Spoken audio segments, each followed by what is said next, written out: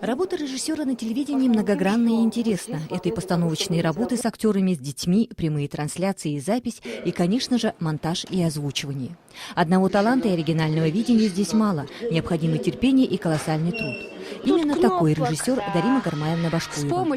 «Сельский час», «Бамбаха», «Бурят Хылных Ишелну», «Толи», «Угур» и другие передачи сейчас же радуют на телевизионных экранах. Учиться, чтобы быть режиссером, это значит там монтировать, ездить на съемки, закрывать все эти кадры, потом студийная работа, освещение ставить.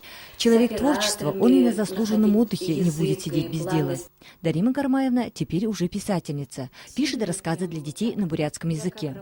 Скоро будет издан первый ее сборник. То, что я работала над детскими передачами, это «Унтахе», это «Бамбахе», оно как-то бесследно не прошло. Все равно то, что наработано за многие годы, как-то оно, видимо, повлияло, и стало сейчас я как-то вот писать. Теперь Дарима Башкуева не только режиссер телевидения, но и детский писатель. Уже сейчас есть задумки будущих рассказов. Светлана Шабоева, Вардани Гамбоев, Вести Бурятия.